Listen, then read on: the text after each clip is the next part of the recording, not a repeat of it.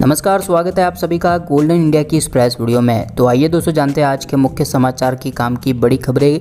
बने रहिएगा हमारे साथ में, वीडियो को पूरा अंत तक जरूर देखिएगा। वीडियो पसंद आए तो लाइक करना बिल्कुल भी मत भूलिएगा। शुरुआत करते हैं आज की पहली बड़ी खबर से। तो बैंक डूबा तो 90 दिनों में मिल जाएगी खाते में जमा रकम, रेलवे को कभी निजी हाथों में नहीं सौंपा जाएगा। जी हाँ दोस्तों, सरकार की ओर से ये बड़ा फरमान जारी किया गया है।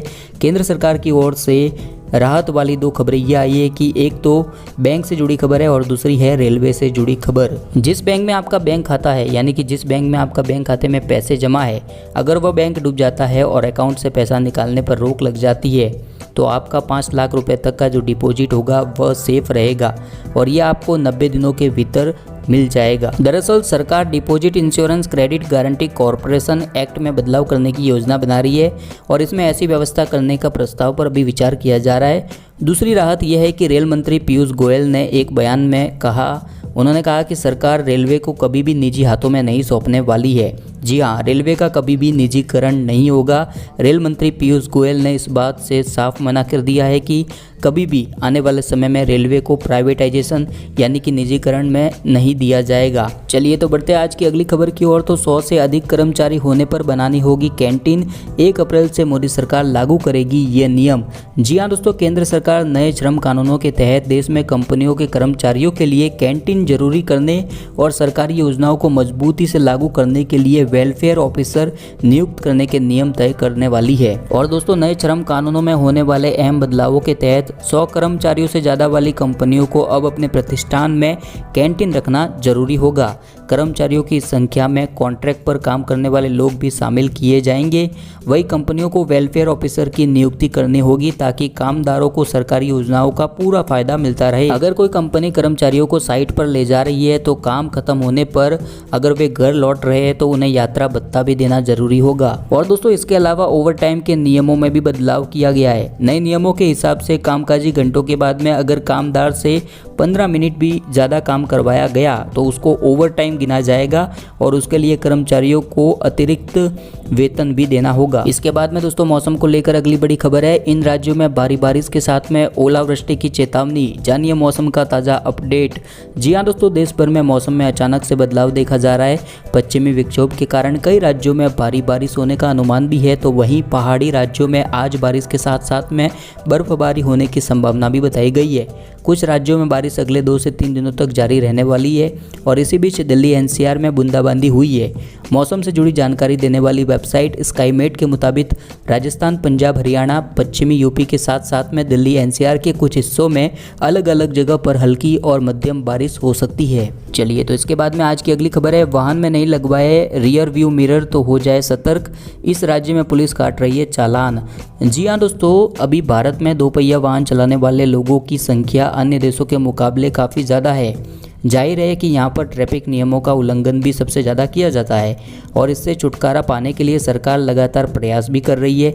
और हाल ही में दिल्ली में रियर व्यू मिरर के बिना ड्राइविंग करने वाले 2 पहिया वाहन सवारों पर जुर्माने का प्रावधान लागू किया जा चुका है और इसके बाद में इसे अन्य राज्यों में भी लागू करवाया जा रहा है। दोस्तों, दुर्घटनाओं को रोकने और लोगों को रियर व्यू के महत्व को समझाने के लिए जागरूकता अभियान भी सरकार की ओर से चलाया जा रहा है, जो कि मात्र अभी तक दिल्ली में लागू किया गया था, लेकिन अब इसको हैदराबाद में भी सख्ती से लागू कर दिया गया है। हालांकि मोटर व्हीकल एक्ट 1988 के अनुसार 2 पहिया वाहनों में रियर व्यू मिरर का इस्तेमाल अनिवार्य किया गया है, जिस पर अभी तक कोई ध्यान नहीं देता था, लेकिन अब सरकार इसके ऊपर भी शिकंजा कसने लगी है। 2 पहिया वाहनों में लगा रियर व्यू मिरर यह पहचानने में मदद करता है कि पीछे से कौन सी सवारी आ रही है और इसकी मदद से लेन को बदलने में भी मदद मिलती है। हालांकि कई 2 पहिया वाहन सवार फैशन के चक्कर में इन मिरर को निकाल देते हैं, लेकिन अब सरकार इसको लेकर भी सख्ती लागू करने जा रही है और धीरे धीरे देश के अन्य राज्यों में भी यह सख्ती लागू हो सकती है। जी हाँ दोस्तों, अगली बड़ी शॉकिंग खबर है। दयाबेन दिशा बकानी ने हमेशा के लिए छोड़ा तारक मेहता का उल्टा चश्मा,